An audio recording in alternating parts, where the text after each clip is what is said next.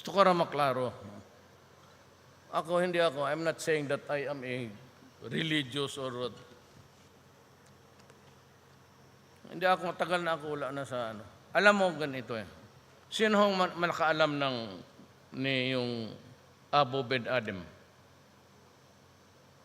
Sa high school tayo. Remember that Abu Ben Adem? Siya noon sa desierto. Wala pa naman yung Arab, no? Wala pa yung mga Jojo, but yung away yung sila Moses, ganon. Ito si Abu Ben Adem, awoke one night. Nagising siya with the blinding lights.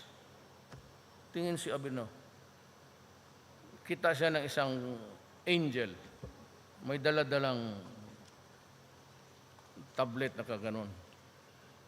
Tapos sabi ni Abu Ben Adem, sino ka? Sabi niya, angel ako. Nagpapasyal ako gabi-gabi para lang makilala kayong lahat dito. Nakaganon yung angel eh. Ano yung hawak-hawak mo, sabi ni Ben Adem?